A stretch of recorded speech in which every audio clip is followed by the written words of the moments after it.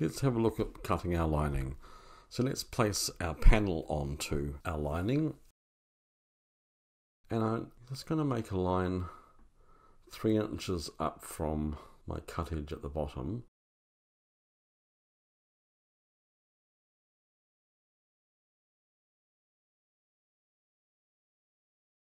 Because my base panel was 7 inches, 7.5 inches is half, 3.5 inches is half, and I've got a ½ inch seam allowance there, so I just want to mark my straight edges along the edge of this here. So this is going to add my base panel to my lining, so I haven't got a join there.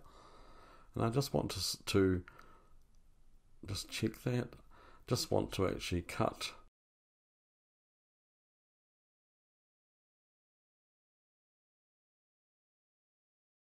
so this is a double piece of lining, so it's the wrong sides in at the moment.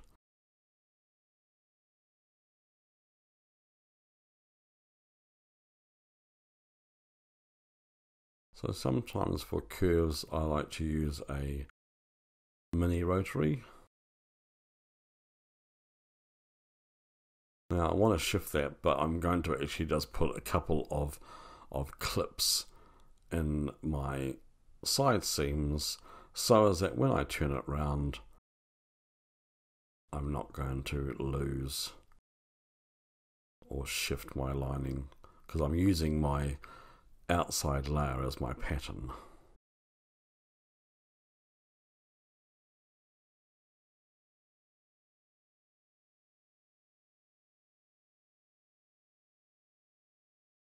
So there we have our lining, our 2 pieces lining for inside. So let's go to our machine. Let's find our center. So I'm just going to finger crease my center.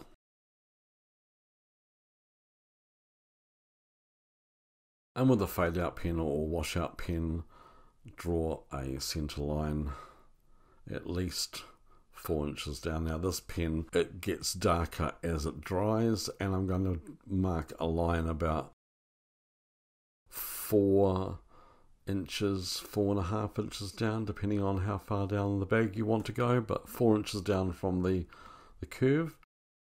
And our zip pocket is going to be about 7 inches long.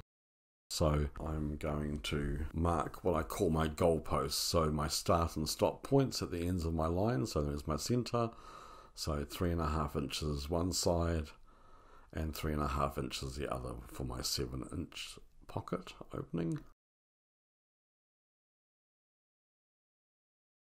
As I said, this fade out pen, this washout pen gets more visible as it dries.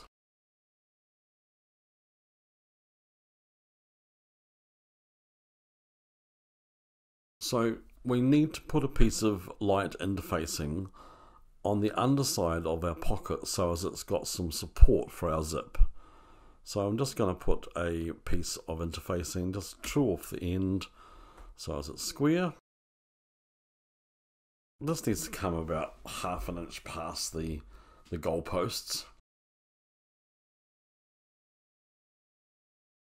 So let's just finger press that line so I can see on the wrong side where this is going to go, because I want to press this on with an iron. Just make sure it goes past where it needs to. Nothing worse than actually putting some interfacing on, it doesn't even hit the spot. So we're going to just press that on, and I'm just pressing it very lightly because this interfacing sticks to the iron. So I'll give it a bit of a heavier press on the right side of the fabric. And it's sort of slightly taken some of my lines out, but I'm not worried about that. Now, this is going to be what our jets are. Now, when I say jets, this is going to be our bound buttonhole type pocket.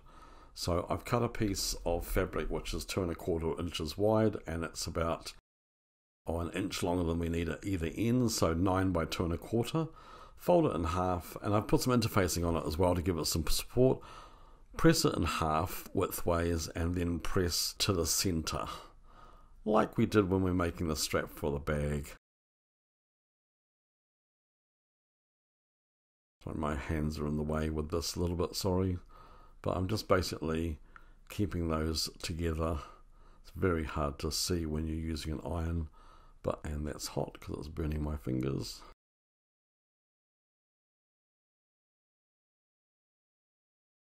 So here we have our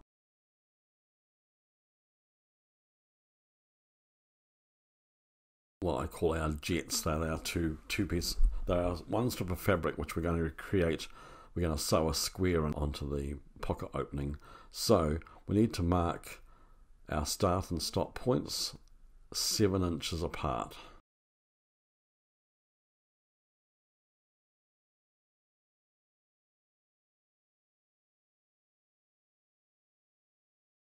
Now it's important that they are square, because what we draw here is what we're going to see when the pocket's turned out. Don't be fearful of this pocket. This pocket is actually quite simple. You just need to just do one, and you'll see how simple it is. That's the pocket finished, and it's got a zip behind it as well. It's a proper pocket. It's a very simple version of it, and we'll show you how simple it is. So here's my pocket bag, which is, I think I cut that 12 inches by 8 inches, so as that it was a decent width, decent depth, but not too deep. So let's lay our jets so as that our seam that we press together is facing up. Try not to put your sticky over top of your marks either end, and we're going to sew a square. We want to sew in from the edge about 7 mils, which is, it's a generous 1/4 of an inch. Basically, the idea is to sew whatever the width of the strip of fabric is, it's 1/4 of that width, and we're going to create a square. We're going to sew a square in. Very simple. So try and sew straight. Get down to the corner. Count in 1, 2, 3, 4, 5, 6.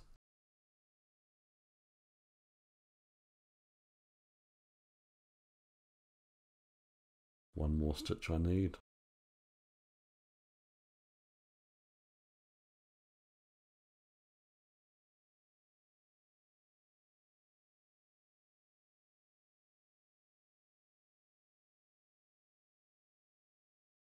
Looks like I'm going over, but I'm actually not.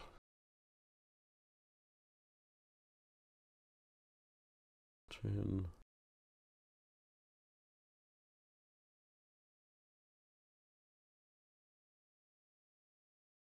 Now I haven't reversed and done a back stitch. All I've done is sewn over my stitches for about 6 or 7 stitches. So it's a nice square. Let's pull our tape off that has caught it into place. You can pin this, but I just prefer to use the tape because it's more visible. Turn it over, make sure it's symmetrical, make sure it's square. Right, so let's pinch. I've got a roving thread.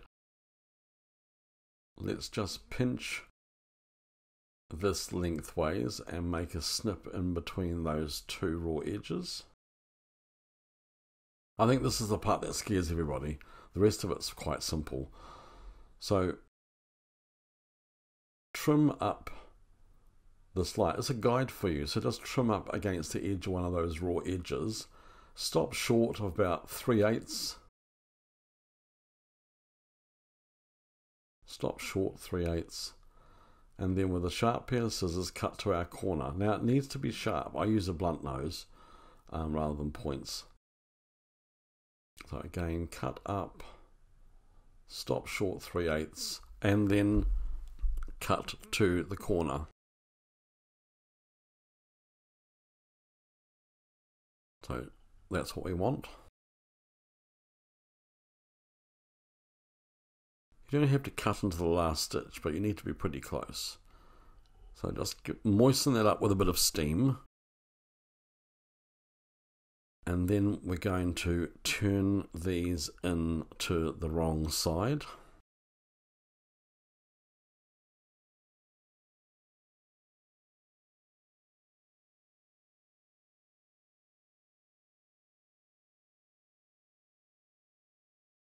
So try and keep those strips the same width. There we go.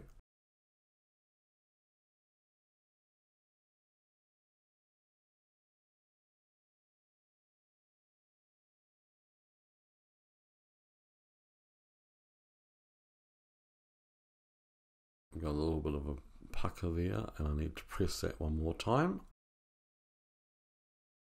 Don't worry about keeping those symmetrical, they're going to be trimmed off. Let's do the other end. Pull this through.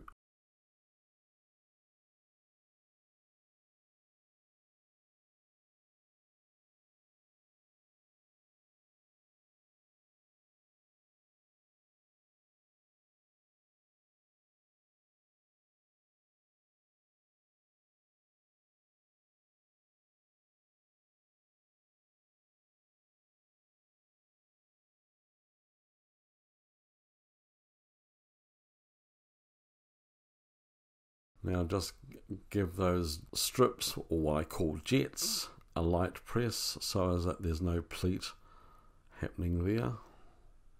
See, without interfacing, this will be very, very hard to do. It will be very, very fluid, and it will be all over the, all stretch and be out of shape. But that there is actually, it's quite firm. You want it to be firm. It's got a zip going behind it. It's also going to be in a bag, so it's going to get some use. So let's keep these symmetrical. Now all we're going to do is turn this back like this. Don't flip it over. And just put a few stitches to just keep those two strips on the right side into position. Only has to be 3 rows of stitches. Forward, back, forward. And that just keeps those into position there. Keeps them firm. If you wanted to put some decorative top stitching on around the edge of this pocket, you would do it now.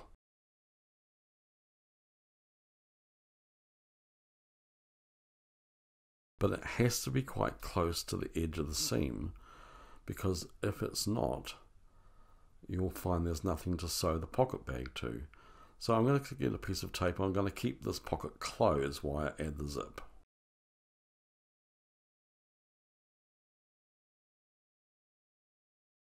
If you don't want to use tape, then use a wide, long zigzag. Now I just lift that up from the wrong side and make sure those two edges are meeting together. You don't want any gaps because you don't want to see the zip.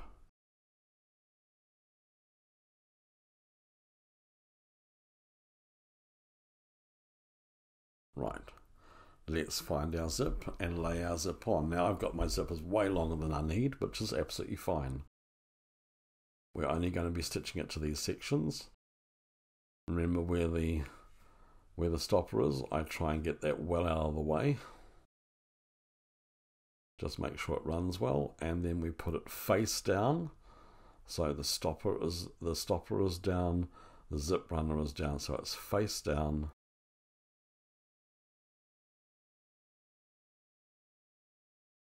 Okay, so it's face, because you'll see those teeth are on the inside, that's why we're saying it's face down.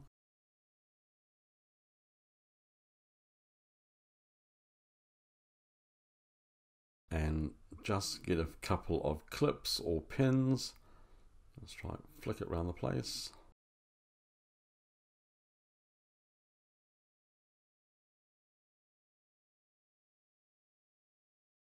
And pick this up and put it so as the zip is against the base of them on the sewing table. The zip's against the sewing table, and we're going to stitch just to the right hand side. Keep that stopper out, keep that runner out of the way. We're going to stitch just to the right hand side of the original row of stitching.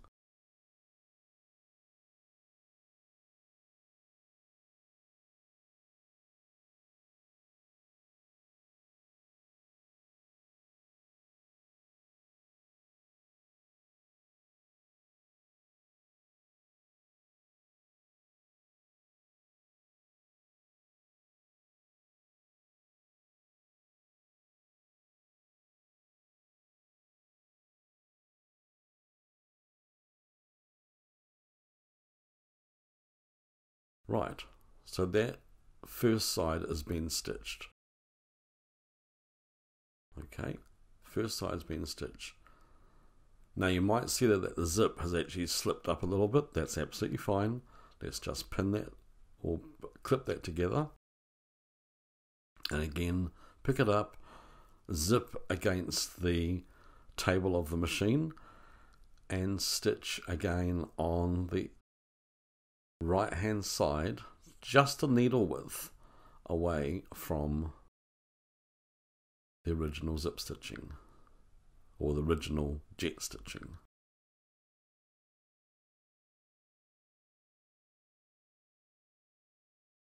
There we have it.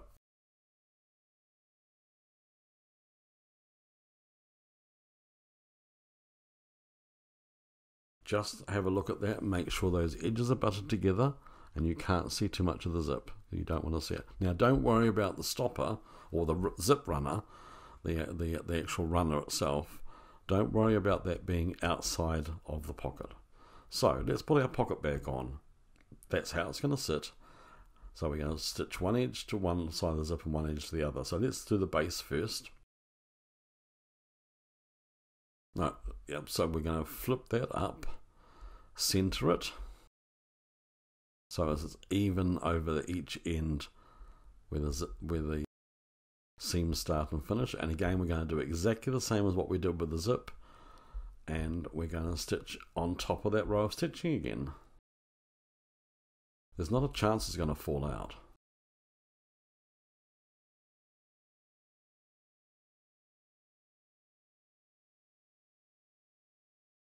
So that's our first row.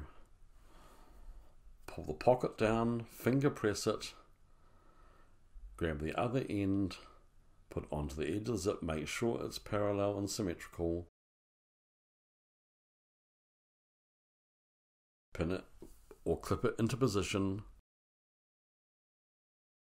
and then again pick it up, place it onto the table of the machine and stitch on that same row of stitching.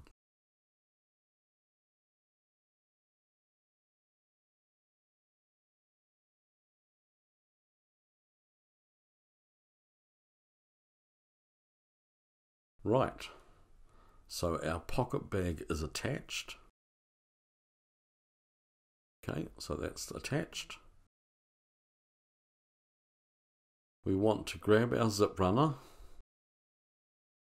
and run it inside the pocket. Just push it up. Look at the right side, there we are. Pull it to the center or pull it away from that edge. Cut those off. You got to cut them off after you've shifted the zip runner, otherwise there'll be tears. And we want to sew around. So let's place the pocket bag against the table and we're going to stitch about 1/2 inch in and do curved edges. Do curves at the bottom of your pocket because curves last longer. Square corners get holes in them faster than curves because keys and money run to the bottom of the pocket rather than sitting in the corners. So pin it, draw it, do whatever you need to do to get a nice finished pocket.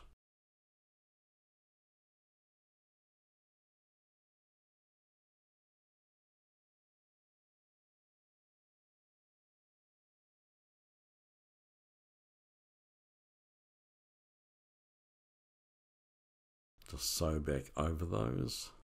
And here we have our finished pocket.